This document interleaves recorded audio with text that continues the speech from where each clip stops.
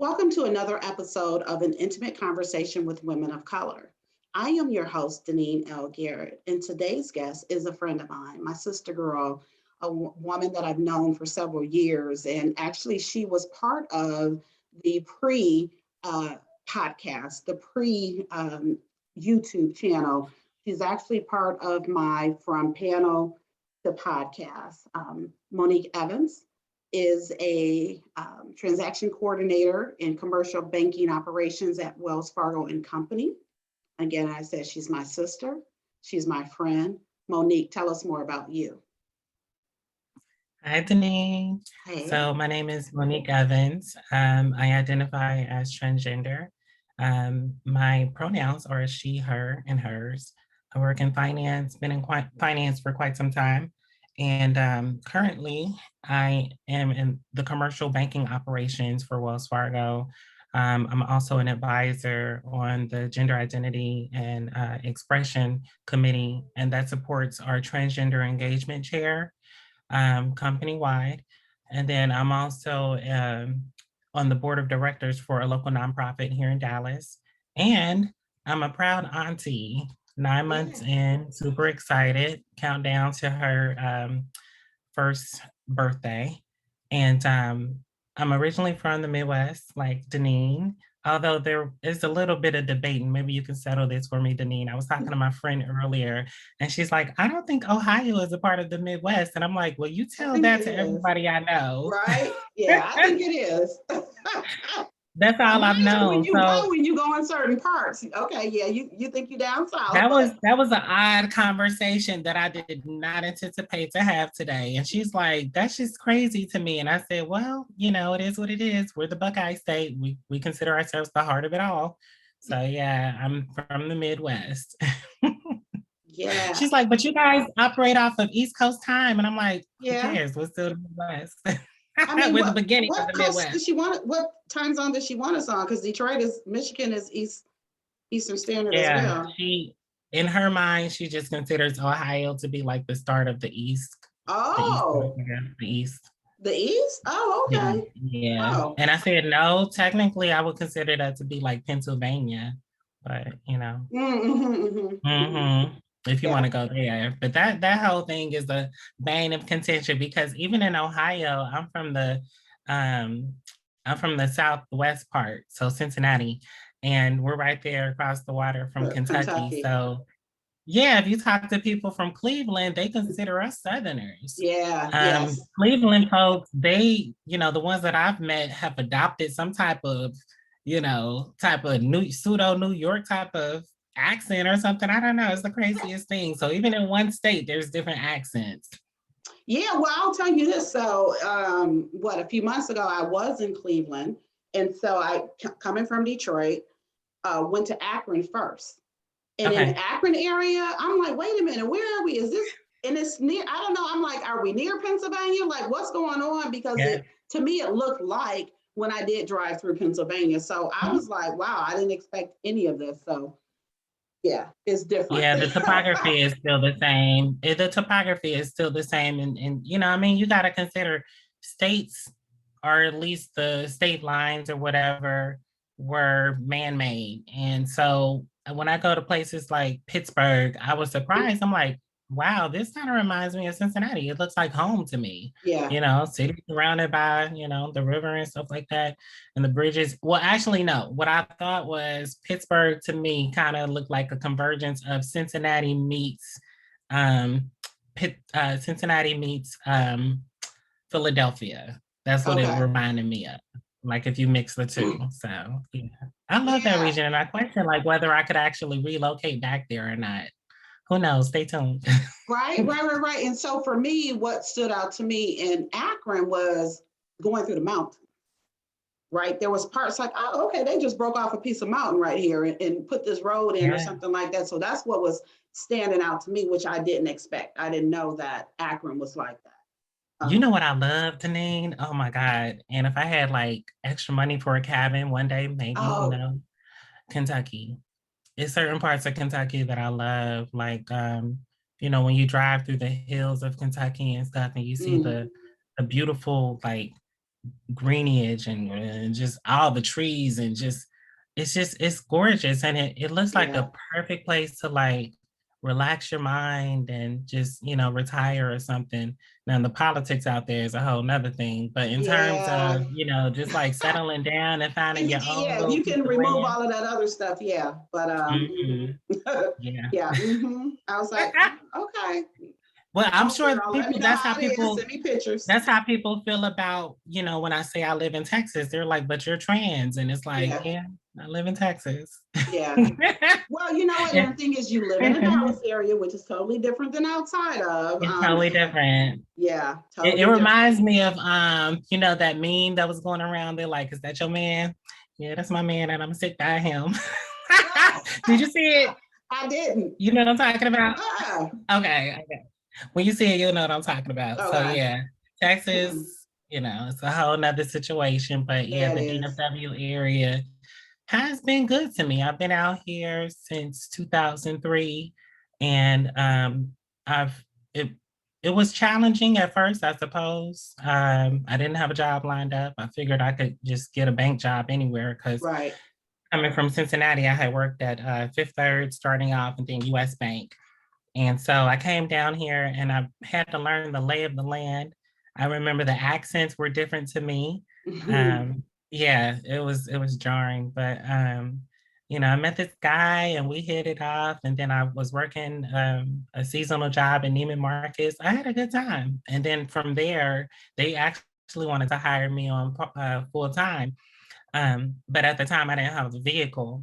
And because, you know, coming from Cincinnati, and then I was young at the time too, I didn't need a vehicle. And Okay. so I didn't even think about a car until I came here. And so that was different. I had already had my license or whatever, but I was just out and about and I walked a lot and I was skinny at the time too. But yeah, so I started off at Chase was my official job, working at JP Morgan Chase. And I lasted there for a while and I've just been moving and shaking ever since. Because Dallas is a financial hub, just like Cincinnati. Okay. Okay. Mhm. So you mentioned dating, right? And so, so for those Are we of gonna bounce? you, We gonna bounce on that? We gonna go to there hey, you first? said it, you Okay. put it out there. Okay. So, I for did. those who are, are loyal listeners, watching, etc., there is a specific format that I typically use. However, we're going to change it up on this one with my sister girl. And so I just threw Let's out a bunch go. of topics that we'll touch on. We may or may not get through all of the topics. Some are the same, right? That you all are used to. It's just different how I'm going to approach them. But since she went to the dating, and that's one of the topics on here, let's talk about that. You've already shared with everybody that you are transgender, you're a transgender woman in dating. Go. That's how you gonna do me. Yeah. And So let's let y'all know this. We've already had several months ago with several others a conversation around dating. So yeah, that's where we're gonna kick it off today. and we were supposed to do a follow up. My We bad. will. I'm mad because that video call did not save, and there was some really good, interesting moments that we had in that video call. There was some other moments where I was just like, "Oh, I'm glad this ain't recorded." Because the thing is, so mini background. Um, could I go ahead and say, Deneen has said, "Oh, I'm going to get out there and see what's going on as far as online." And I said, "Oh, okay, let's make like a segment or something and get some people together." Not necessarily to put it out there, you know, on the internet, but I just wanted to at least have like a group discussion, if you will, on YouTube. So I reached out to, you know, some of my friend girls and I said, hey, whether you're currently dating, single, married, whatever your status is, I don't care. If you've previously had interactions online or an experience with online dating, can you join on this call and contribute to the discussion regarding your experience so that we can all be better suited going forward? But more so for Deneen so that she can know like some of the things to look out for. Dating has changed Yeah. over the And let course me of say my this. adulthood. When you said, oh, is it okay, girl? I didn't know that's where you was going. So this ain't about me. We're not even gonna talk about that. We had No. I'm gonna get to that. I'm gonna get to that. I was doing a lead up. So dating has changed over the course of my adulthood. Of course, they say the easiest way is to meet people in public, whether you're at the store or, wherever you might be, and you interact with somebody. Well, for folks like me, it's a little bit more difficult because there's that disclosure part, right? And so even before I transitioned, I always knew that there is this level of, I don't know, there's this level of just respecting what the situation is and recognizing that, it could go left real quick. Even if you are responsible and you say, hey, this is what it is. And so what I mean by that is, for folks like me, or me in particular, it's been easier to, do online dating because I have full disclosure on my page. Sites like Tinder, you can go ahead and identify that you're a transgender, as well as many other gender identities that they have on there, whatever is your whatever it, aligns to you. And then also I double down in the body of my profile. I rewrite it because a lot of people unfortunately just don't read for various reasons. And you find that, you find real quickly that a lot of people are on there for not necessarily good intentions, or at least not the intentions that I'm on there for. I'm on there just, to make a friend and, to find somebody to associate with. And if it grows from there, then that's fine. But definitely nothing too hot and heavy, or at least not to start with. I'm open-minded. And within the last few years, I've recognized and realized that I am polyamorous. So does that mean that I'm against monogamy? No, I can definitely be committed to one person. And polyamory doesn't necessarily mean that I'm not necessarily committed. People need to understand that polyamory in my situation simply means that whoever, I'm in a relationship with, we both have an understanding that, we're likely, or I'm likely, or they're likely to see other people outside of us.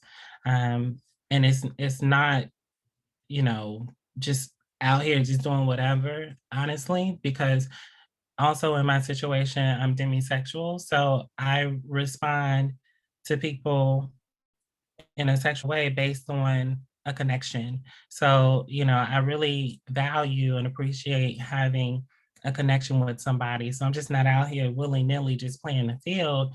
I'm very cautious and conscientious about the fact that I want somebody to understand where I'm coming from and be open to allow me to understand where they're coming from, and us figuring that out together. So even though I've mentioned some very difficult titles for some people, for me, it makes sense. And that doesn't necessarily mean that I'm beholden to those particular titles, because it is on a circumstantial basis, and it is based on, the person that I meet and my spouse. I've been in a situation where, I dated a guy and I was honest with him and I said, hey, I'm dating other people. And the reality is polyamory sounds like a huge, big word to so many people, but the reality is so many people are actually in polyamorous relationships, whether they want to title it as such or not. Right, exactly. And so when you said that, so my view of polyamorous was like, and I think the term that I've heard before is a throuple or something like that, to whereas that's different though. That's when, all three people or however many people are all together and stuff. I'm talking about segmented relationships with the understanding that, hey, you and I are together, and especially in this moment, we're together, but when I'm not with you, or, we're not together, you might be dating somebody else, or I might be dating somebody else. Yeah. And that should be okay as long as we have an understanding, right, and we're committed to the definition of what it is, and we're committed to our understanding, and this is how we're going to apply it to our relationship. I'm not talking about cheating. I'm not talking about, sneaking around. I'm talking about two adults recognizing that sometimes you just want to have a relationship with more than one person, and that's okay. And so, being polyamorous, is that something that a state of being as because this is what I want, or did you feel like this is what I kind of almost have to accept? How did you get to that there? No. No, definitely not a matter of this is what I have to accept per se. Because there's a guy in my life who's kind of special. We're going on a date the day after my birthday, because that's a day that we're both off. And we've been dating off and on for quite some time. And we've gotten hot and heavy a few times. And even when I presented the last time that we got hot and heavy and said, oh, what is this? How do we want to, maneuver this and navigate this between us? And I put the polyamory aspect on the table with him, and he wasn't really keen to it. He believes in monogamy. So in my situation, it's not necessarily something that I have to default to based on circumstance. It's something that I'm inquisitive about and something that I've opened myself up to based on how I see in relationships that I've had, and also the examples that I see in the world, whereas a lot of people just can't commit to monogamy. And even though they say that that's what they want, they don't put forth the effort to sustain it. Yeah. And that's okay, as long as you're honest and say, hey, there's a better way to this. As well, the fact that me being transgender and under what I consider the pride umbrella allows me, or at least I give myself permission to believe and operate differently. I don't have to move and operate on the binary, because I don't do that on gender, and I don't do that necessarily on my understanding of relationships either. So, freeing myself of, the stereotypical attitude of, oh, okay, I've been dating this person for 2-3 months and we should make it official and proceed down the aisle to marriage or monogamy or whatever. That's not necessarily my life. My life is simply based on what feels right with this particular person. Yeah. And what's right for us. Yeah. And what's right for us. Yeah. I know. I like all of that. So, in the course of you sharing, you mentioned several identities, right? And that was part of one of the topics that I kind of threw out there. So, right now, we use LGBTQ plus. It happens to be LGBTQ plus History Month. And I want to kind of talk about the identities. I've even heard them referred to as call letters. So I want to kind of talk around that, but I also want to, before we really go any further, is to acknowledge Martha P. Johnson, right? You mentioned Pride. And so Pride, it's June, but people celebrate it throughout the summer. And I think sometimes they forget how Pride started, and that Martha P. Johnson, a Black transgender woman, was at the forefront of that, of things, Stonewall and whatnot. So I want to kind of talk a little bit about history in the community. Yeah, I mean, the uprising, Stonewall uprising in New York happened in 1969.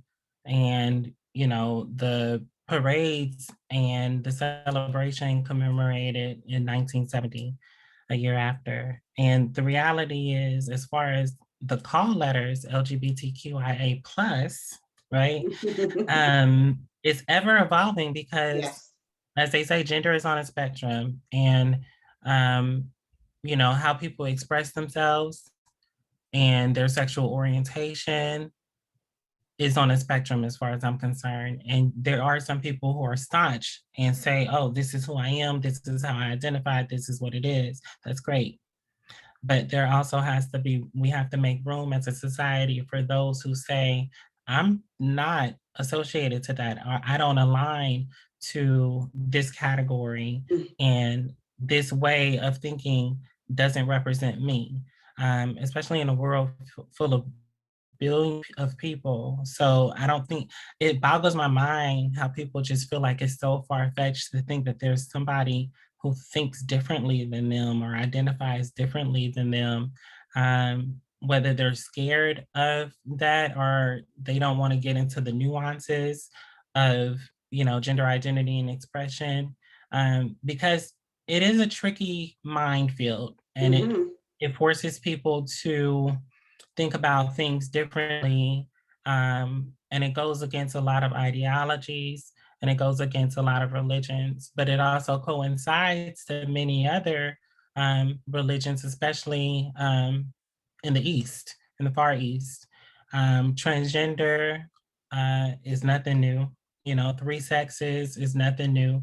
I think so many things were eradicated or just not discussed or shamed or um, brushed under the rug based on primarily um, the main religion that the world corresponds to, which we all know what that is.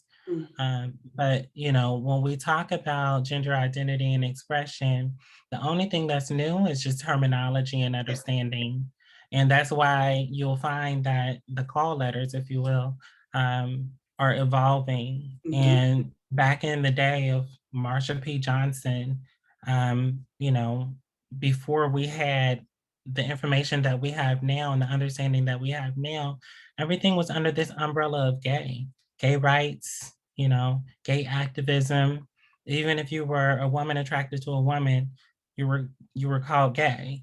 Even if you were a man who cisgender, person who dressed in an opposite manner, you were called gay or transvestite or something like that. And that's an antiquated word, but still for the reference of this discussion, the reality is terminology is evolving and people's understanding has to evolve right along with it. So now we know that there is a thing such as intersex or asexual and LGBTQIA plus, and the plus represents the expansive nature of understanding and terminology and just the evolution of it all. So there might be more added to it, who knows? But the reality is what that signifies is we're talking about a multifaceted thing. We're talking about sexual orientation, we're talking about sexual identity, and we're talking about sexual genitalia, essentially, and then also sexual attraction.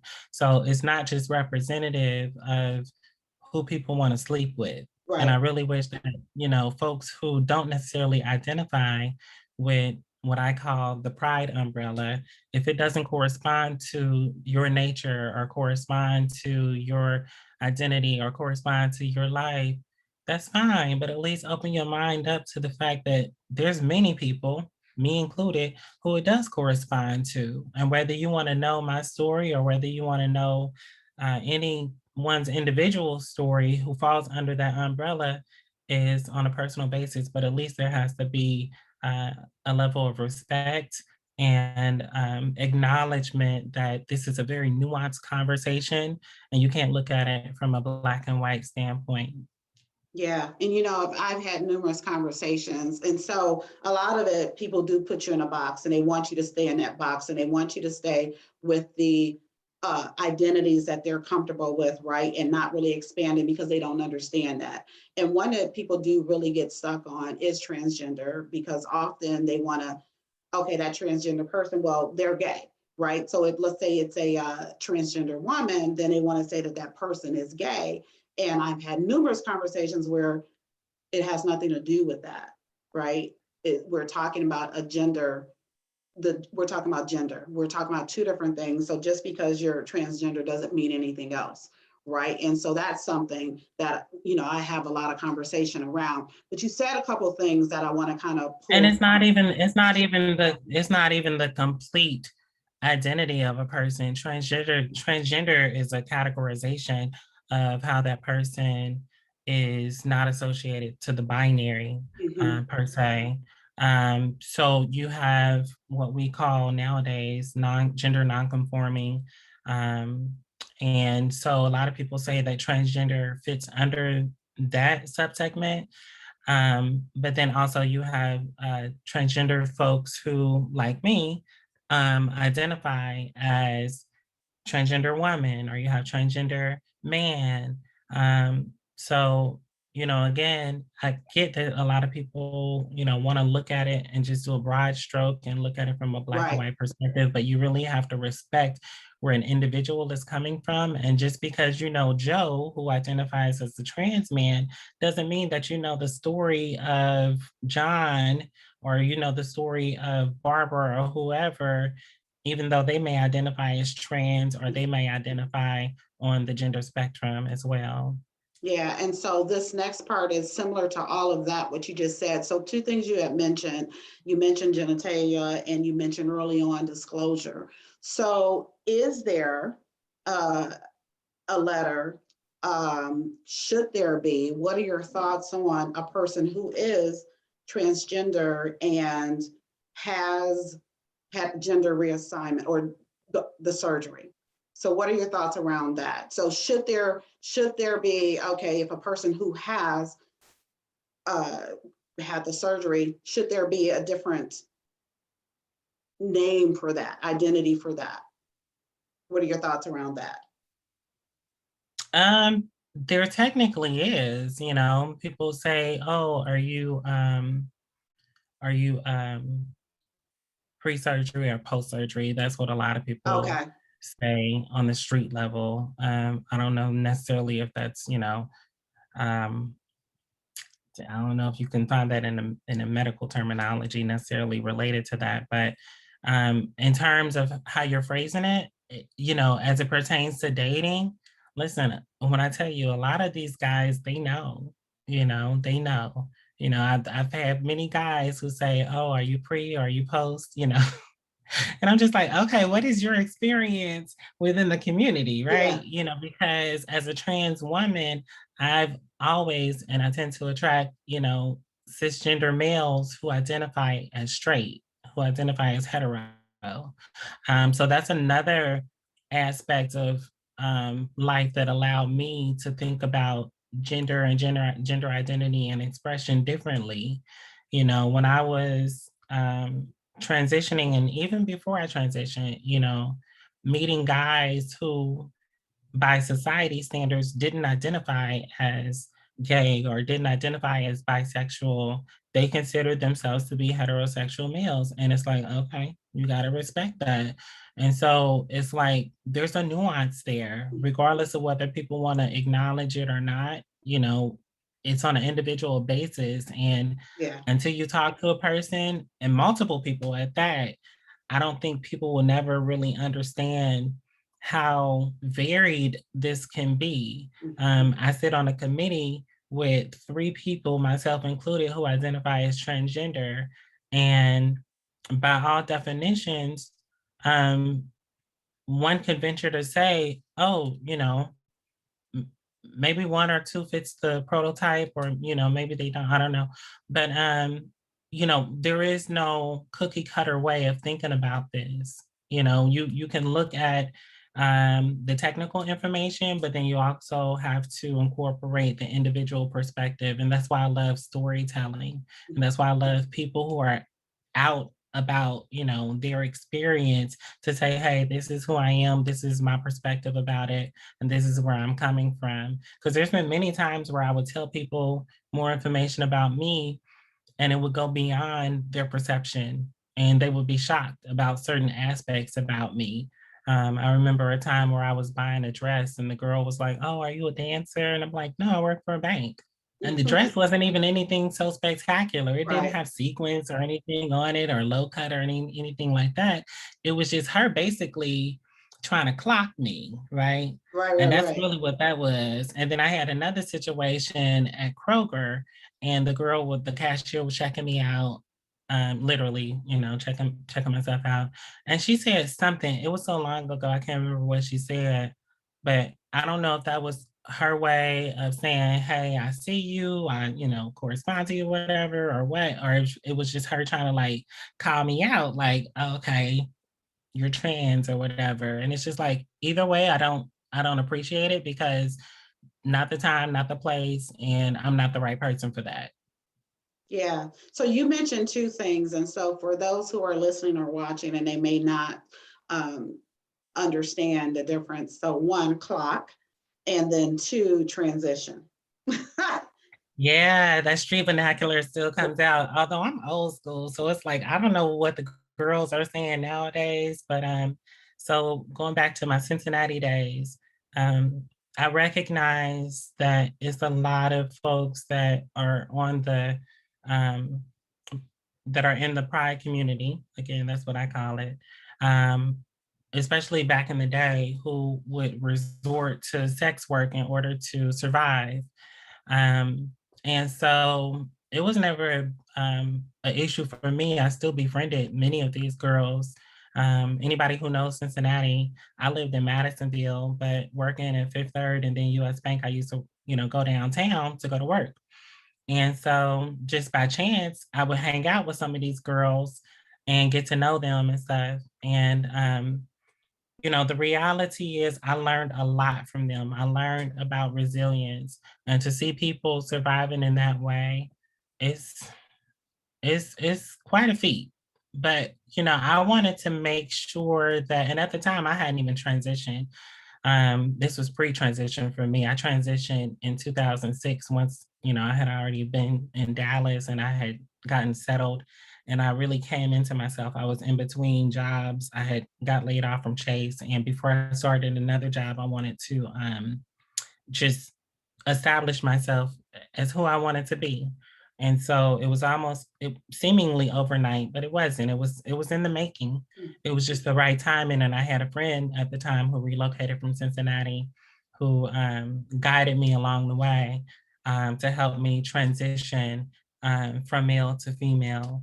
And so what did that look like? And it looked like, in the beginning phase, it looked like me emptying out my whole closet, selling stuff to Plato's Closet or whatever I could like resell, and then just giving a lot of stuff away, and then acquiring um, clothes and things that really corresponded to how I wanted to express myself in the world. And that is not only as a woman, but on the feminine um, aspect of womanhood. And that was a journey in and of itself, because starting off, I remember I had to grapple with what is femininity, what is womanhood, what is the right version of it for me, because that is so varied. Not every woman is the same, whether you're talking about cisgender or transgender. And that is a journey in and of itself. And it took me a long time before I even started wearing like dresses and things that showed off my legs, because I wasn't comfortable with that. I wasn't comfortable like having my arms displayed and stuff like that. What I was comfortable with was cleavage, because I thought that was womanly, and that was the best way to, exude femininity or whatever, show cleavage and show big bosoms and stuff, right? And so getting older and getting more into myself and understanding that, it's not about necessarily the world's perception, especially when they don't know me. It's about how I carry myself and how I set the tone for their perception. And so now, I don't get into all of that. Yeah, there's a lot of times where I want to get cute and dolled up and, get myself together and stuff like that. But my identity and how I present to the world is strictly based on my comfort level and what matters to me, without necessarily trying to be caught up in how people want to classify me. And it's weird too, because recently there was somebody who said, oh, you present, feminine, or you present this way. And I'll get compliments that kind of blow me away, because it's like, oh, okay, I appreciate that. Like, I didn't know that that was the case. Or even um, not only transitioning in terms of gender, but also transitioning with regards to stepping away from relaxers to natural hair. That was a journey too. Not wanting to be depending upon wigs and stuff. And I love wigs, trust me. I used to go and buy like 3 and 4 wigs at a time. And even now, you know, I still wear wigs and stuff, but I've gotten comfortable with rocking my natural and being in a position to take care of my natural. Because so many of us, whether you're cisgender or transgender, don't know how to do our natural hair. And Right. you know, yeah, I go back and forth with my sister. I'm ready for her to start rocking her natural. She has great texture, but she's not yet there. So that in and of itself is a journey. But going back to your question real quick about, you know, transitioning just simply means when a person is ready to present to the world the version that they've already been living with, the version that they see in the mirror, and just transitioning uh, into what was already there to begin with, and maybe just accentuating that.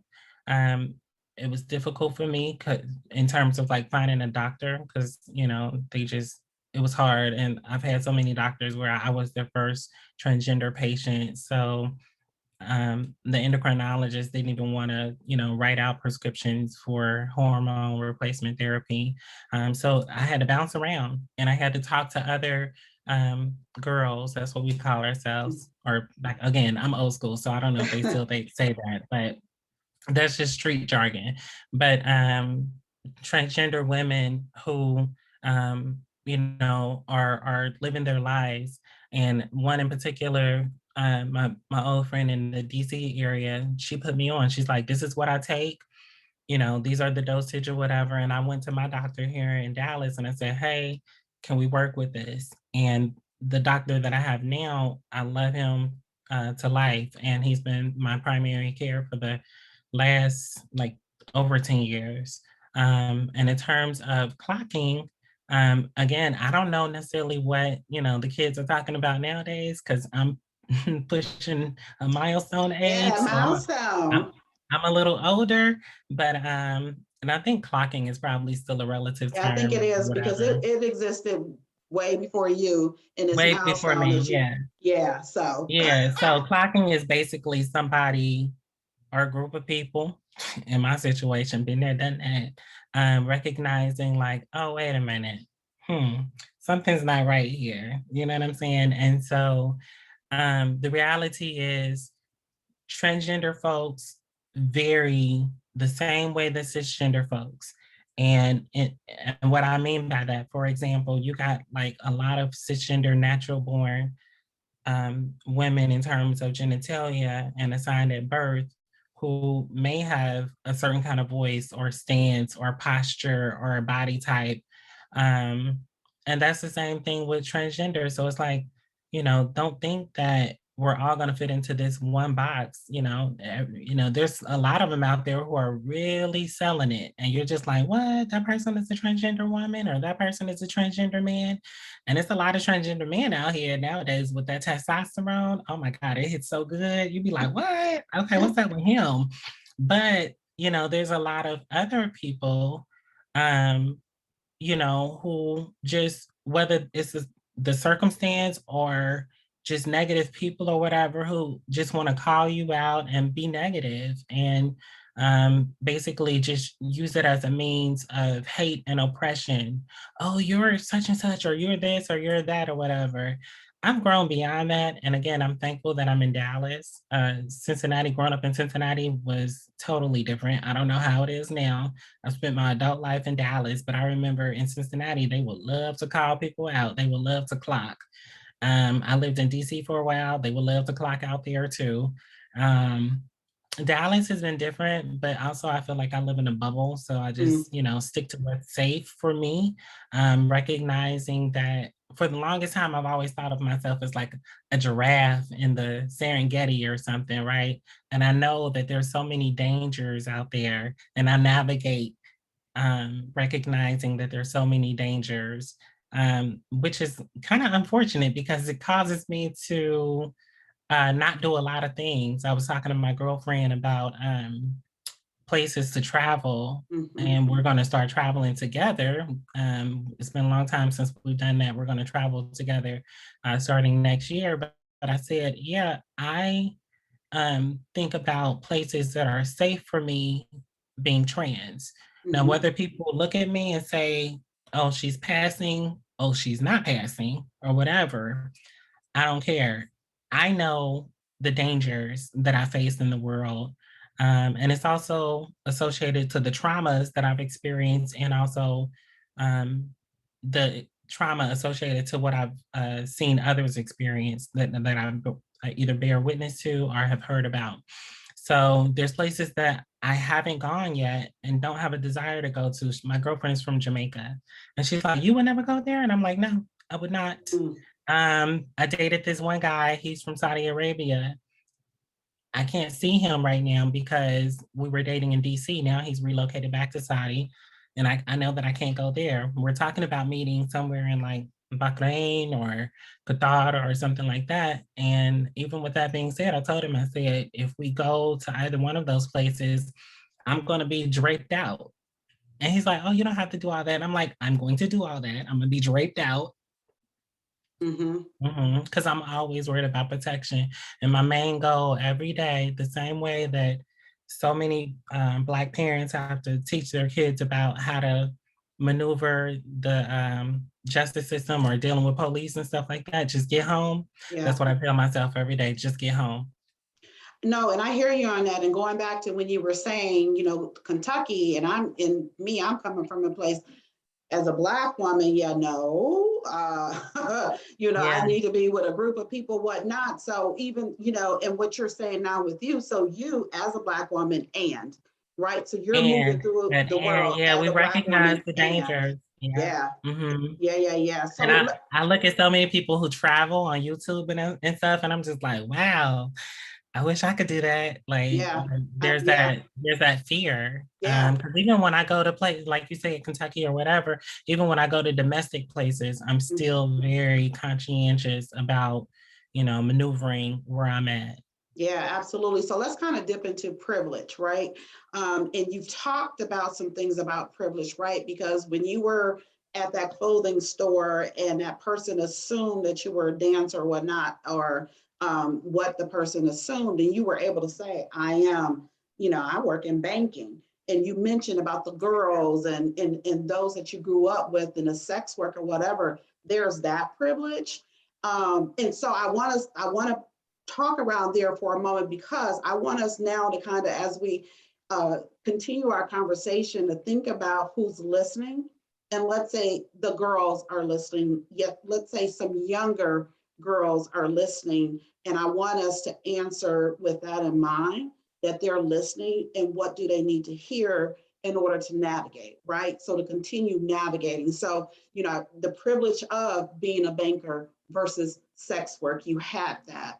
And then also dipping into the privilege of, and you don't know this piece, but your experience around the privilege of a white transgender woman versus the experiences that you have had as a Black transgender woman. So I want to kind of just talk about all of that. So wherever you want to start, go, whatever you want to pick up from that, let's do it. It's funny that you mentioned that, and I'm gonna double back. I'm gonna touch on the last part of what you said. So my primary care physician, love him to pieces. I mean, before his hours changed, or before his association changed, because he was independent, I mean, I would go there for like a routine checkup, and we would spend like hours. I would always like schedule like the last scheduling block of his day.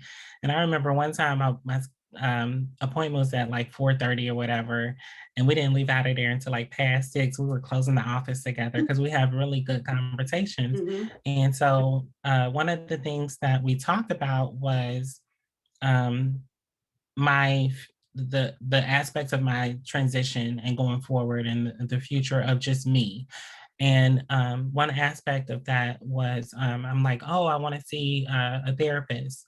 And I said my ideal therapist would be, transgender. And so he's like, oh, okay, I know somebody I can refer you to.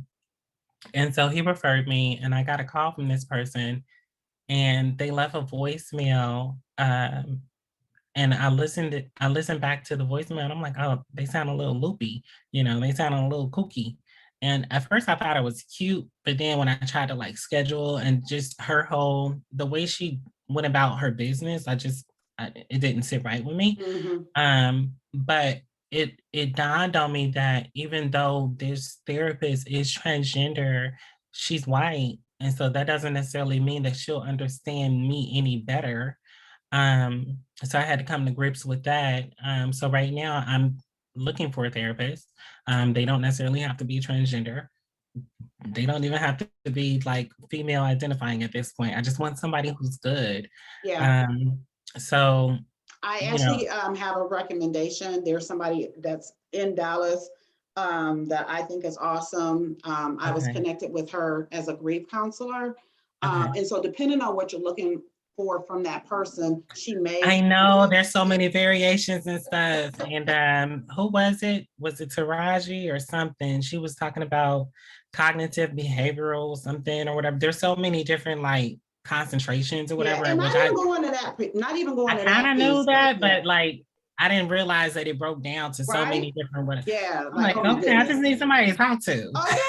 Yeah. But we can talk more about her a little bit. We can talk about her a Yeah. little bit offline, but I think So she's awesome. She's in terms of, fantastic. the white versus the black or whatever, and the privilege behind that, I've always known that there was an excuse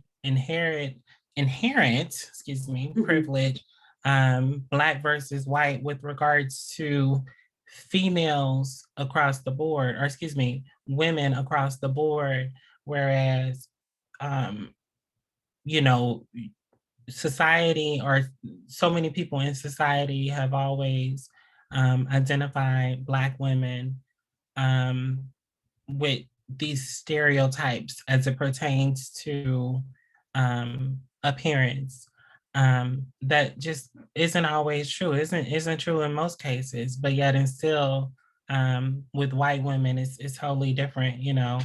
Um, and what I'm saying is, I'm talking about like appearance and how so many Black women, by society standards, are considered unattractive for various reasons related to appearance.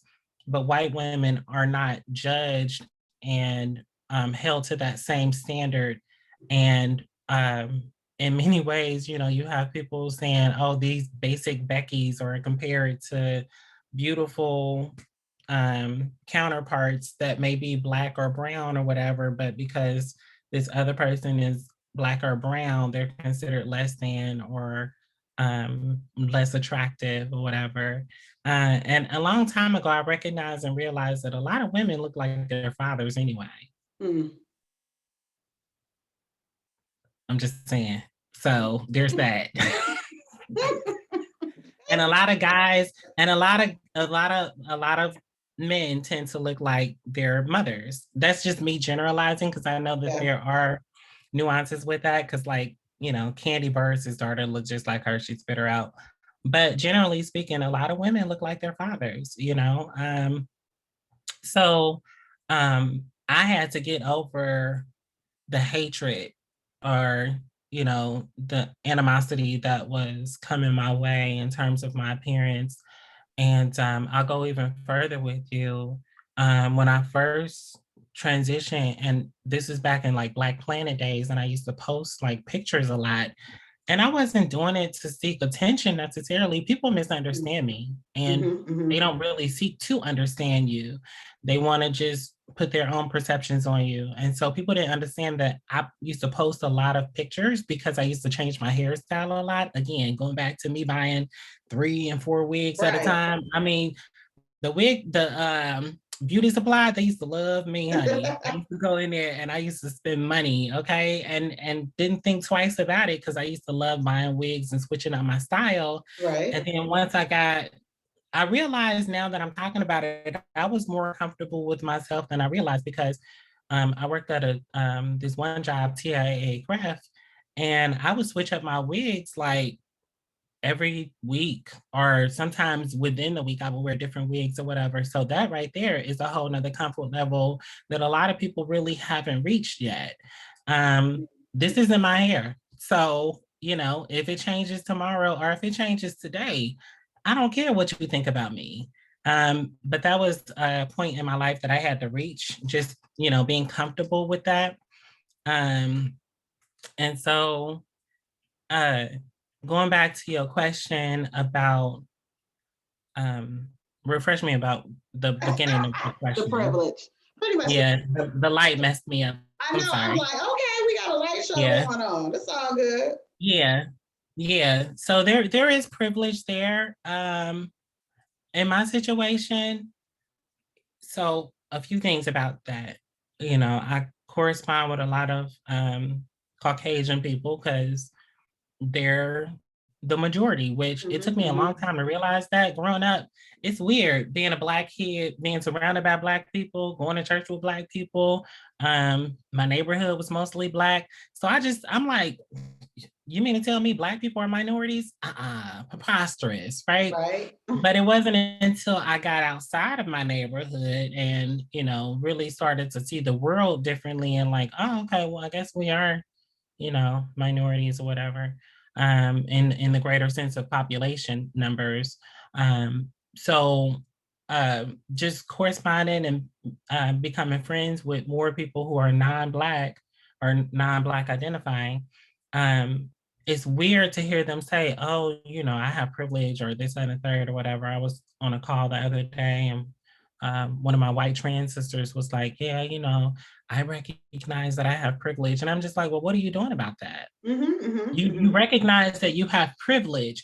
How are you gonna, leverage that and help somebody else with your privilege? I don't like people to just put it out there and say, oh yeah, I recognize that I have privilege. Okay, do something about it, be an ally for somebody else. I say that anybody can be an ally for anybody. Just because I'm marginalized and I make less money than a white male, and I may even make less money than a Black cisgender woman. But I'm still going to be an ally for many folks, and I recognize that I do have certain privileges. What is going on with my lights? I'm so sorry. It's October, Halloween is coming, so you giving us that too. Yeah, but no, the thing about it is my main privilege, you mentioned, privilege with banking and working in corporate America. The privilege for me, as I see it, was the fact that I had an example of what somebody in the workforce looked like. Product of a single parent. My mom has been a hard worker all her life, and I remember that she purposely strategized certain things. She wanted to move us out of an apartment. Um, she wanted to elevate in her career. She wanted us to have a home and a yard and a neighborhood. And we were able to do that and live like within walking distance to the church, our family church, because our community was super small. Everybody knew everybody in my community.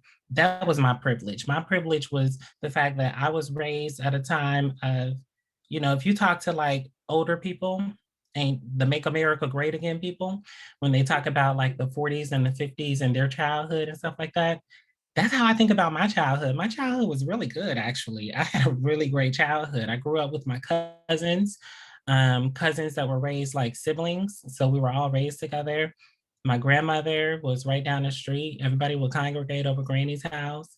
My father was absentee, but I had the privilege of knowing that side of my family because of his youngest sister, my Aunt Kim. She would always babysit me, and so she kept me around. So I knew both sides of my family. I knew where I came from. I had a really good understanding of self. So the privilege that I had was once I entered the world as an adult, I was already on solid ground. I was already on solid footing. And I couldn't be moved. I couldn't be shaped, regardless of the haters and how people try to put me in boxes or put me in my place or whatever, whether it was with regards to my looks, my presentation, religion or whatever. Religion, I mean, I grew up Christian. I still identify as Christian.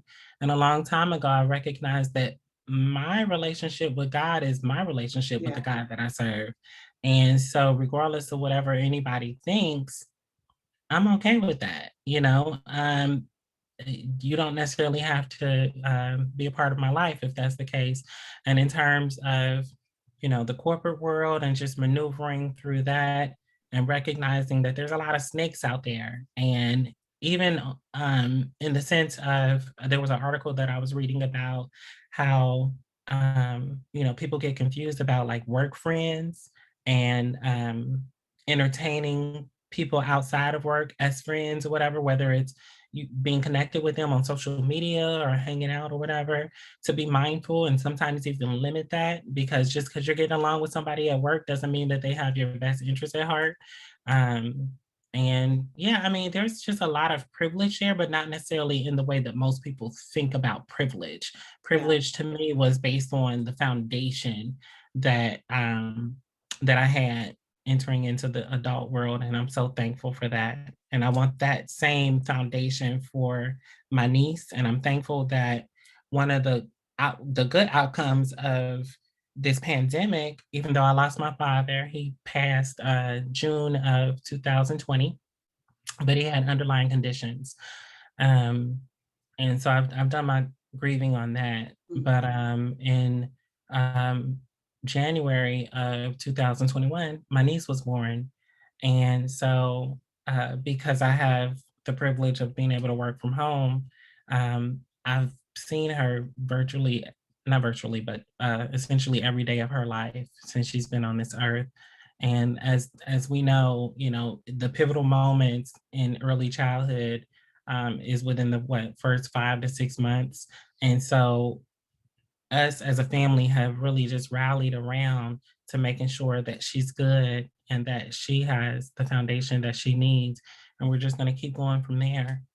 Yeah, she's so beautiful, so beautiful. All right, so when I thought about privilege, we were supposed to have another guest, and the other guest is a white transgender woman, and so I really wanted to have the conversation around that. And I also wanted to talk with this individual about, because I believe that they transition later in life, so they spent most of their life or a lot of their life as a man, and so that's a whole nother thing as well. And I really wanted to dig into that, which we can't because she's not with us. So I want to kind of flip around to. You know what? It's funny that you say that, because not with regards to necessarily gender transition, my primary care, he transitioned later in life as it pertains to his gender orientation. And now that I say that, I don't know necessarily if there were some inklings beforehand or whatever, but me and him have talked about this and the fact that it's almost like a Bruce Jenner, and I'm not going to say Caitlyn because he didn't go that far again. His transition was with regards to gender orientation, not gender identity. But it reminded me of the whole Bruce Jenner thing in terms of when he was talking about, living the life and playing the role of, father and husband. And so it was difficult on his family and his wife when he came out and he said, I'm gay. And he went through a lot. And there's another person that I know of who also went through the same ordeal. They're white. They transitioned regarding their gender identity. But yeah, they started off as a white male married with kids. And it's just like, wow, you know what? That is something, and that is a lot there to unpack. Now, me personally, so going back to the whole privilege, and again, people identify privilege differently. With me, right.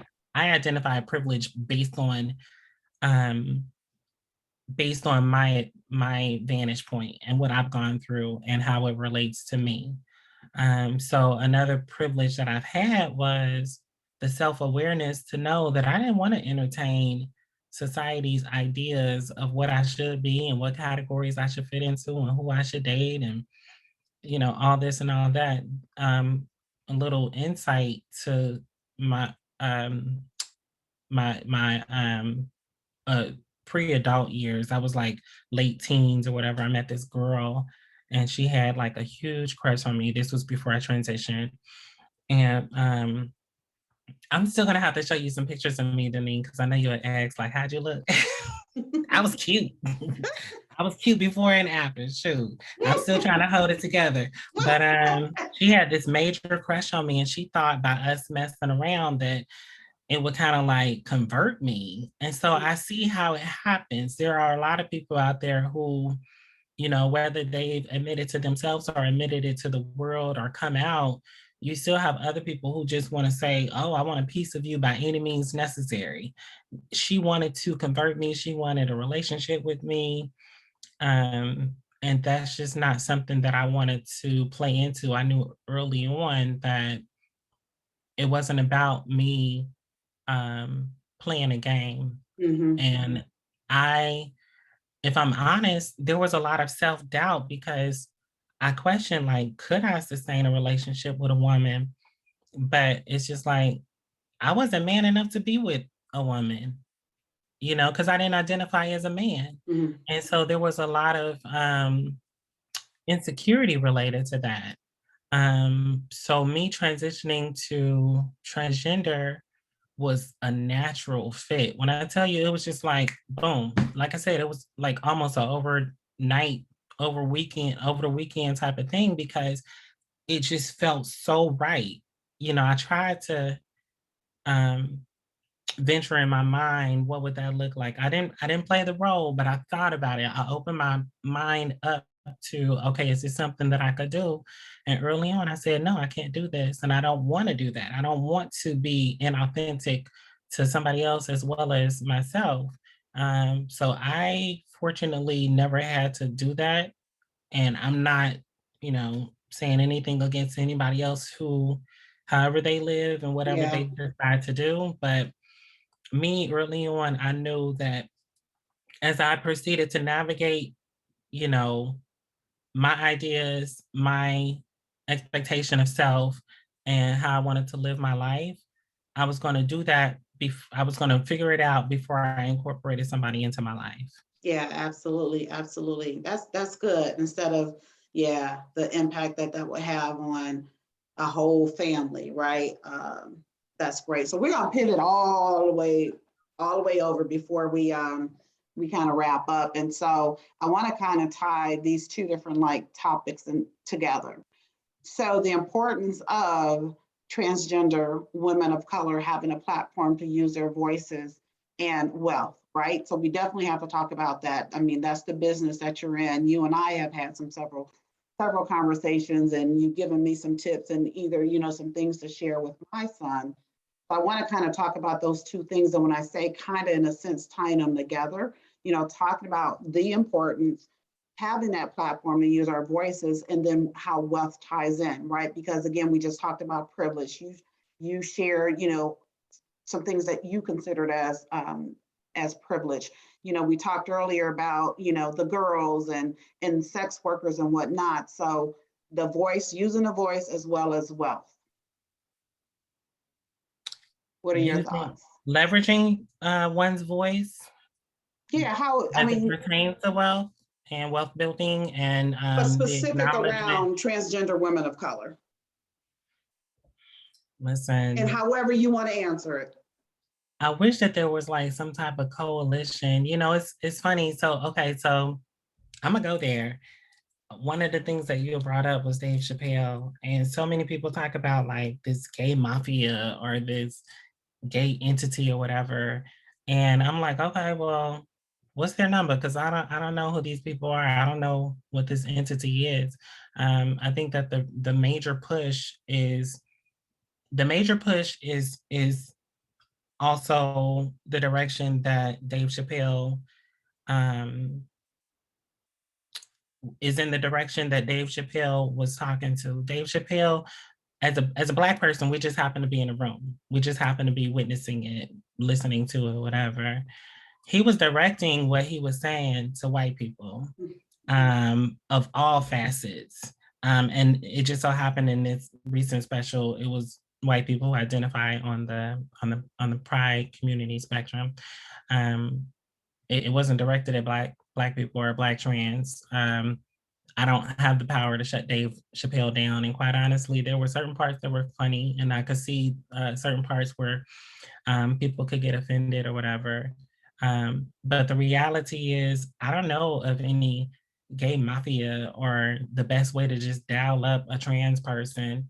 I wish there was like a national association that was out here um, for the betterment of, you know, LGBTQIA, especially trans folks. I know that we have HRC and we have Out and Equal and so many different organizations, but just the way that straight folks or cisgender hetero folks try to make it seem like there's really this huge entity or this gay version of Illuminati.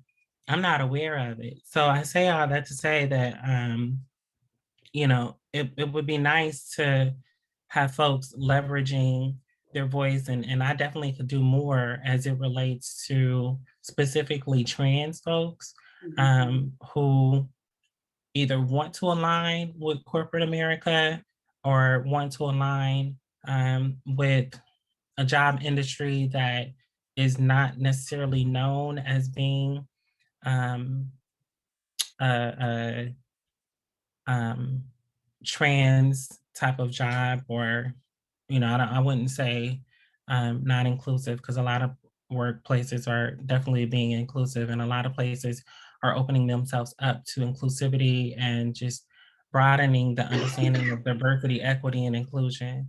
Um, but and diversity and inclusion is not just enough. It's also about the equity. So folks need to make a good living wage. And, you know, the reality is we're at the bottom of the totem pole, me as a Black transgender. So it's all about, you know, leveraging yourself from day one. I knew, so going back to one of your questions about, you know, working in finance and working in corporate, going back to my teenage years, I knew what I didn't want to do. I didn't necessarily have it figured out in terms of what I did want to do, but I knew what I did not want to do. I didn't want to do food service. I didn't want to do certain things. And um, I knew that I wanted to just make a living for myself and be respected. And I just looked up and ended up in finance because I come from a city where it's heavily populated with banks and finance entities. Um, I think that finance and banking is definitely a good industry. But now we're moving into the tech realm, and well, already has moved into the tech realm. So I think a lot of people really need to focus on that, getting tech jobs, data analysts, um, data management, some type of tech position. You know, you have these boot camps out here. You have so many different like ways to get certified with tech positions. And I'm sure that there's financing available to pay for that. Um, and definitely, you know, it's important for people to understand the fundamentals of money and finance, because we're in a system and an economy that doesn't value cash. You know, they value credit.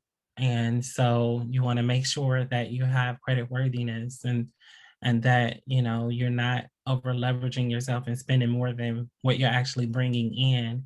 And you're thinking about not just right now, but you're planning for the future in terms of, you know, retirement, or even before retirement. How are you going to just, you know, live a stable life, especially in the face of what's going on. Um, and I don't want to go too far in depth in that, but you know, folks can branch out to a lot of resources available right now that are prevalent, and especially going back to the whole tech thing. Everywhere I look, there's a certificate. Even Google has tech certificates that folks could do, and just, you know, think about, you know, moving in that realm, and that'll get them on a good footing in terms of a career, and recognizing that there's more to life than just what society says that you should or could be. Um, and the necessary need to own a business, um, and figuring out what that business might look like. And it may not necessarily have to be, you know, customer driven. I know that there's a lot of folks who are out here selling t-shirts, which irritates me, because it's like, okay, you just buy a t-shirt from a particular country and just slap a logo on there. No, I'm talking about like, figure out what are you good at? What is your niche market?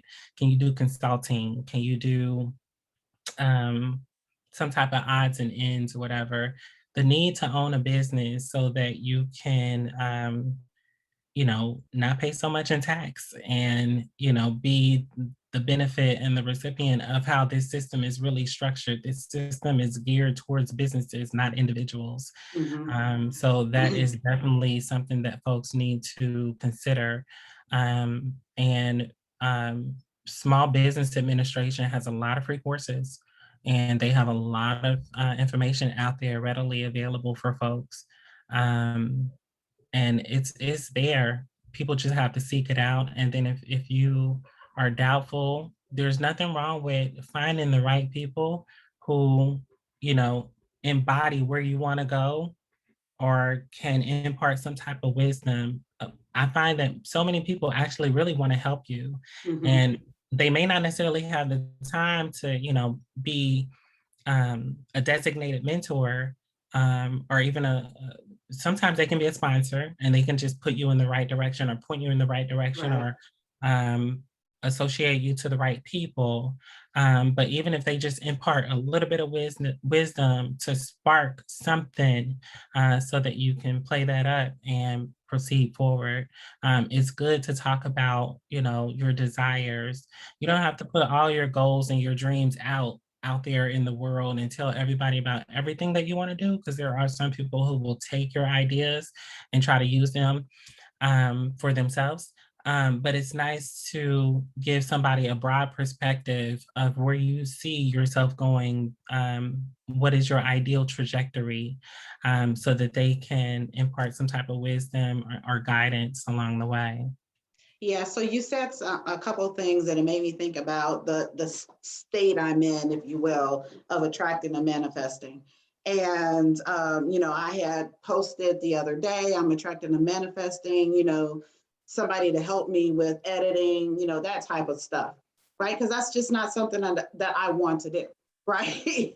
Not interested in doing it, right? So shortly thereafter, I got a message from someone saying, hey, we have this thing we offer, you would basically, for a fee, you can have an apprentice who can help you with whatever, multiple areas that they can help with. And then in turn, you can also mentor them, right? So basically, for an example, you're my apprentice, you're helping me with editing. And then the mentoring piece is me pouring into you and saying, hey, what I think about whatever it is that you did, or maybe you have some specific questions. And I love that happened, right? So attracting and manifesting is so real. And it goes to having an idea as to what it is that you want. So you were talking about wealth, you were talking about people tapping into them, asking those questions, but it also goes back to having some kind of idea as to what it is you want, what you're wanting to accomplish. And then, being in that mindset of attracting those people and resources to help you with that. And I had a call with them today, and it just blows my mind that, again, I put it out there like that. And, it was such a quick flip, right? It was such a quick turnaround. And sometimes it happens like that. Sometimes it takes longer. It may even look differently, but be in a mindset of kind of having an idea what it is that you want, and then going for it is, Most what I people wanted to have add. something to offer, even when they haven't necessarily realized their vision or purpose. A lot of people have something to offer, and it could be, okay, so you mentioned that example, right? And so you could bring somebody on and they could do the visuals or do some type of technical aspect for you or whatever. But so they're doing that for you, but then they also could invigorate you to new ideas or just renewed passion. Sometimes that's enough. I look at the younger people and I'm just like, man, just to see their vigor and just to see like their energy and just to see like the wide-eyedness of how they're looking at the world right now. And as I do get older, try not to be so jaded and think about things of the past, and how things used to be. I mean, we were talking about a bag of chips the other day. Like, girl, you remember when they were a nickel? No, 10 cents, then 25 cents, you know, right. Mm-hmm. Yeah. So, yeah, I look to other people for that invigoration of just like um renewed energy. It's nice to, you don't gotta fully tap in all the time, but it's nice to be open to um uh receiving something from a lot of people. And I Yeah, love the fact that, we were talking about like YouTube and stuff. I love YouTube. I mean, I'll just sit there and I'll watch different videos. I say watch, but most times I'm just listen. listening as I'm Yeah. working. And I'm like, wow, this is invigorating to my mind because it's causing me to think about things. Let me write this down. Oh, that's a good Mm-hmm. idea. And it could be, listen, it could be two people having a conversation talking about X, and in the process of talking about X, they mention Y, and Mm-hmm. it's the Y that stands out for me. And I'm like, oh, that's a good idea. Okay, let me write that down. So, we could get fed from so Yeah. many different sources. You just Oh got to no, be open absolutely, absolutely. to And getting so fed. YouTube has done it for me because I was like listening to it while I was walking. And so I was like listening to Issa Rae and different interviews of hers, and it had me excited. Like, I do need to level up. Like, I do need to get somebody to help me with editing. I do need to tap into and connect and collaborate with others to pick up from where I'm not the strongest in, if you will. So I want to say this though. But So then those, also, I love Issa. So I saw I think I was listening to something, an interview she was talking about, and I think this was it before she got the HBO or something related to what she does, making the show. mhm. And she was just saying how one of the characters was a white lady at the We Got You, or We Got You, or whatever, or teachers. One of them was a teacher or something. And then for whatever reason, that person was no longer working on the show. And then Issa remembered, like, I wanted this to be about Black people for Black people. Yeah. And so, in spite of people saying, oh, you need to get somebody who's more universal in appeal, and we know what Mhm. that means, she doubled down and was like, no, this is for Black people about Black people. And I love her saying that. And now look at where she's at, being true to her vision. Right. I mean, she is a budding mogul. Yeah. Uh, Hooray, which is her company, has all these different little segments under it or whatever. Not little, but you know how we say. Right. That's a Black thing. I Yeah, swear I was yeah. listening to something, and we say little all the time. But anyway, so all these different segments or whatever, and it's just like amazing because she just stuck to her guns and was like, no, this is what I want to do. And So, bring people along with it. So that's and also bring part of people it. along with it. There's Bring there's that people. component. Yeah, And about she's bringing very people along. accessible, right? She's very accessible because she doesn't have a problem giving back and sharing and imparting what she's learned into other people. But what I wanted to say is, so before we started recording, I was like, girl, we're gonna try to keep this 30 minutes. And so Monique is looking at me like, mm-hmm. And I was like, well, you know what? I guess people can just stop and come back. So I hope y'all, because I think we're going on 90 minutes, but hopefully, Are y'all we? Oh either, my God. yeah. So either y'all roll with us for this whole 90 minutes, or you did stop, and pause and take a break and come back. But it's some good stuff. And I knew that it would be. I knew that we were going to go over those 30 minutes. I don't know what I was thinking. Like, she and I could just say hi and it takes longer than 30 minutes. Well, that's the issue that I've had here lately. I've been doing a lot of interviews and stuff related to transgender issues. Mm-hmm. And I was featured in Dallas Voice. Check me out. Congratulations. David Taffy is the editor that wrote that piece. And then I was also featured in 97.9 The Beat feature. It slips my mind what the title is. I'll get back to you on that. I think I put it in my bio for you. Okay. And then some other things. But it's funny when I do like panels and stuff, I feel so much pressure about like keeping the response like within this certain amount of, Right. space, whatever. And sometimes it's like, let me just be true to the answer. Let me go ahead and get it out there. So that has been a little bit challenging lately. And I find that, the reality is I love to talk. I get it from my mom's dad. My granddad, who passed away, may he rest in peace. Like, he was a huge talker, would talk to anybody, and there is that portion that part of me that still exists, where as I was navigating the world and trying to figure out, how to be safe as trans in the world and how to protect myself and shield myself away from the dangers.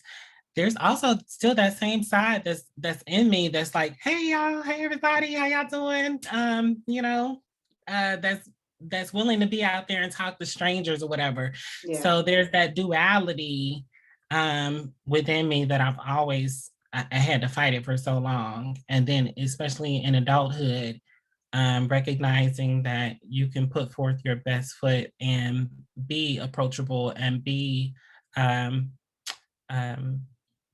miscongeniality or whatever, and people will still find a reason to hate you or, set you up or listen, it's so much that goes in the world. The ID channel, all this different stuff that's trying to warn us, like, whether it's friends, whether it's dating, whether it's potential dates, like, it's crazy. And it's like, we're expected to balance it. We're expected to put ourselves out there, be open, but still protect ourselves and be mindful of the dangers of the world, but also be open to the possibilities and opportunities of the world. So it does get daunting sometimes. And just being under quarantine and this past almost 2 years has really been heavy on people like me, because there was also this part of me that had started to become a homebody before the pandemic. So when the pandemic started, I was just like, oh, this is cool. I was leaving the house maybe once a week. So, it just became so weird. And my vitamin D is already low, so that wasn't helpful. So tell me about that painting in the background. We were talking about that earlier, and I'm like, oh, no, let's save that for the conversation. So she's been, speaking to me and calling, and yellow is one of my favorite colors. So introduce us. Yeah, so I wish, something told me to get more information. I'll have to follow up with regards to the artist and the name. Unlike you, I have not reached that level of commissioning work or whatever. And I would love to do that and support, especially local artists here. Here recently, I buy a lot of stuff retail. So I bought her at a local store. I was perusing the aisles. We just happened to be at a store after dinner and just like, hey, okay, cool. And so it was kind of retail therapy. And I saw her in the yellow. You can't even really capture the yellow through this Zoom. I mean, it's just amazing. But more so, it's the imagery of it all. And again, I have a 9-month-old niece who is approaching a year. And I am intentional about her understanding the need and necessity to embrace your natural version as a Black woman. And so even though my sister hasn't necessarily, adopted the idea that it's okay to be natural in the workplace, be natural in the world, I have. And so, especially when I'm at home, I'm rocking my natural and I let my niece touch my hair and she pulls on my hair. And so when I saw this, I was like, I want to make sure that there's this representation all around so that she can see that it's okay to be you. And she does have, it's not as kinky, her hair is not as kinky as mine, but it's very coily and she has really great hair and I want her to love her hair. And I'm trying to protect her as much as I can from the insecurities that come along with childhood. As much as I can. I can't do it all, but I'm trying to do my best. I'm trying to strategize it some type of way to let her know that her Black is beautiful. Yeah. Did you watch Our Kind of People? I think is the name of it, the new show. Girl, and I haven't watched last night. If you do watch it, I don't know. And I need to hang up with you and go watch. That part. No, I haven't gotten into it yet. Okay. I like to binge watch stuff. So maybe once it's fully available, I could probably binge watch it. I started it. I think I saw maybe like 2 episodes. I appreciate that the lady from Eve's Bayou was on there, right? The one who played on Moselle, if I'm not mistaken, she's on there. Anyway, and then the girl who's the protagonist, like she's really good. She was in something else. Was she in Chirac? Is that the same girl? I might be getting people confused. I don't know. But yeah, it's yeah, I like it. I want to see where it's gonna go. Well, I bring it up because of the hair, right? Because of the hair, because like how I wear my hair was actually inspired by the main character. I think her name is Angela, the hairstylist. So this, and I've worn my hair like this similar a few years ago, but I'm like, oh, I want my hair styled like this. And it also has a long ponytail that I just have wrapped up. So when you were talking about for your niece, I thought about that show because they are constantly changing up the natural hair, right? And she is a natural hair stylist. And not only that, but everybody is melanin, right? They're they're brown and darker. And I'm like loving to see all of that. So everything that you're wanting for, the baby, that show shows that, right? Now, as far as the story, that's a little bit different, and I like the story because they're on Oak Bluff, right? And so that's history there too. And I will love to visit Oak Bluff. So with all of that, we're talking the natural hair, the darker complexion, and then Black folks in Oak Bluff, right? And so all of that I love, but it made me think about that when you were just talking about what you want for baby girl. Yeah, and I hear you. And I love that too, that representation of natural hair, natural styles. I want there to be more Black content. And a lot of people are just like, oh, you remember back in the 90s when there was so many Black shows or whatever? There were. I don't think there was much of a variation. It seemed like all of them were kind of cookie cutter. I think now we're starting to get like a variation. We are getting a variation. We are definitely getting a variation. We're getting a variation. For sure. You see the elite, you see, you see the thug stuff. 50 Cent got a new little spinoff or whatever. So many different, and another show that I love, the Pat show, the Miss Pat show. Oh no, I've heard people talk about it, but I have not watched it. I love her. I saw her in performance recently. She was playing outside of Baltimore in Timonium, Maryland.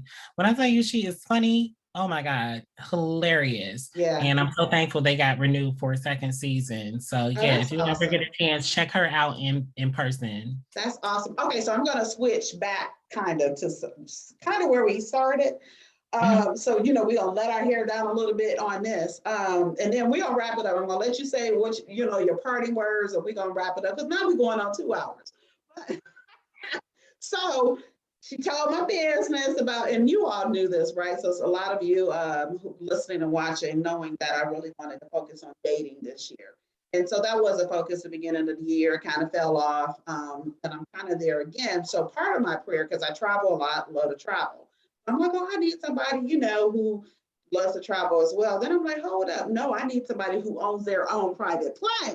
So I'm like, we're going to level all the way up. So I was looking on Twitter. Someone had asked the question, what would you do if the person you were dating asked you to sign an NDA? So that question was put out there and you had different responses. And then for me, I started to reflect on, well, ma'am, if you want somebody who owns his own plane, most likely NDAs will be involved. So I'm going to just throw that out there. What do you think about that? Someone, you're dating and asking you to sign an NDA, or just even the thoughts around that? Yeah, I mean, it wouldn't be a non-negotiable for me. I would definitely read it. And even lawyer up to have an actual lawyer read it. And then also negotiate it, because maybe some terms are not suitable within the NDA for me. What are the constraints of this NDA? What if you want to be, what if you're the type of person, what if the guy is the type of person who's physically violent or whatever? Does that mean that I can't report you? Does that mean that I can't talk about my experience with you? But if it's an NDA for the sake of, oh, you're a celebrity, or he's wealthy and he just doesn't want like salacious information to get out there or any pertinent information. I get that, but it depends on what is within the four corners of this document. Yeah. And I treat that, I think about that the same way I think about any other contract. Yeah. Yeah. No, and I love Regardless the of way that you whatever it is, answered. people need to, Yeah, and I read love the it way and you figure it answered. out. Because the way that you answered was, look, you didn't make an assumption of what the NDA was about. A lot of people were just making assumptions like, no, it could be that, hey, when we go to this particular address, I don't want you repeating what you see at that particular address, right? So I love that you had a broader sense of, okay, I need to, let's look at it. It may be something that's necessary and whatnot. So I love that. Let's talk about the fact that people always make assumptions. People tend, on a general broad perspective, people make assumptions, and that irritates me, whether it's in conversation or it's about certain topics or whatever. And it's like, no, can we just stick to the facts of what it is? And maybe that's just doing part to the fact that like I grew up watching all these judge shows and court shows and stuff. And so I understand what it is that you can't impart your own perspective on everything. Sometimes you just got to stick to the facts of what occurred. Absolutely. And I'll say this, I brought up prenups, like I'm all for it. Like I don't know why a person would not want it, because it's protecting you as well. And the thing about it is, let's just say a situation where the one party is extremely wealthy, you're not.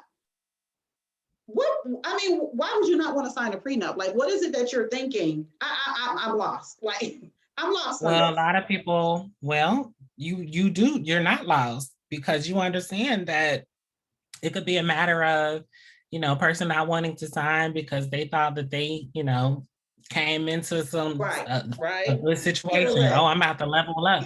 I'm about to level up with this, or it might be a situation of, I've heard people say, I don't want to sign a prenup or have that involved in our situation because that's almost wishing the demise of our relationship, So there's a myriad of reasons as to why people don't want to sign a prenup. And there's a myriad of reasons of why people would sign a prenup. Me personally, I haven't been put in that situation, but I estimate that if I was put into a situation where a prenup was involved, that again, let me understand what it is. Yeah. Let me understand what it is and make it favorable for me. Yeah, absolutely. Absolutely. So yeah, I want to throw it out. Okay, so now I'm done. So before we say goodbye, what would you like to leave our audience with? Health, wealth, and success. Hey. Yeah, just stay the course, stay positive. I know that people are still suffering in spite of the fact that a lot of people are doing good, flexing on Instagram and really living boldly and lavishly, but there's some people who are still struggling, whether finances, whether health, whether it's, with their mental state, or just, family or whatever. I'm just wishing everybody the best, and seek out whatever help that you need, and that which is in your control, go ahead and enact that control and stay on top of it and maintain your sanity by any means necessary, because the world wants to steal your sanity. Yeah, I love all of that. And so you mentioned several times Milestone Birthday, which is it Sunday? Yes. Is it Sunday? Yeah, it is. Yeah. Think about it. Yeah. So 7 days before Halloween every year. October 24th. This will air on Friday at midnight. So some of you may not get to it until Sunday. So make sure that when you're listening, watching, that you shout out Monique and happy birthday on the milestone. She hasn't mentioned which milestone it is, and I'm not going to give it up if she's not, but I know what it is. I haven't, because it doesn't roll off my tongue easily. I'm just like, ooh, I guess she ain't ready to say it yet. She ain't ready to say it. Okay. And I date younger, right? So like this guy, I told him like, oh, my birthday rolling around or whatever. And he was like, oh, like, how old are you going to be? I said, first of all, you don't ask a woman how old she's going to be. And then second of all, he guessed, he was like, oh, you're going to be, and he guessed like 10 years down. I was like, thank you. Okay.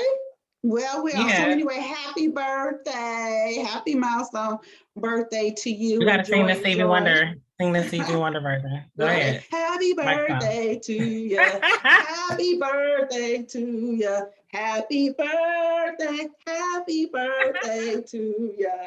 All right, that's all you got. That's all you get. Thank you. Also, thank you for the contribution for the fundraiser that I had for myresourcecenter.org here in Dallas. And we service the LGBTQ community of the DFW metro area. So if you want to contribute or get more information, myresourcecenter.org, or if you want to reach me directly, I'm on Instagram. I am Monique Evans. Yeah, I am Monique Evans. So, yeah. And I'll share. So in the show notes, you'll get her bio will be there, as well as the link for the fundraiser and ways to connect with Monique. So Monique, you see, I tripped on that because one of the things that Deneen mentioned, she's like, okay, and I've gotten this before, like, okay, how do you want to be referred to? What's your name? And people need to understand, that's another thing I didn't mention, you know, being transgender. When I first started having an internet presence, I purposely created an alternate name because I didn't want people to know who I was.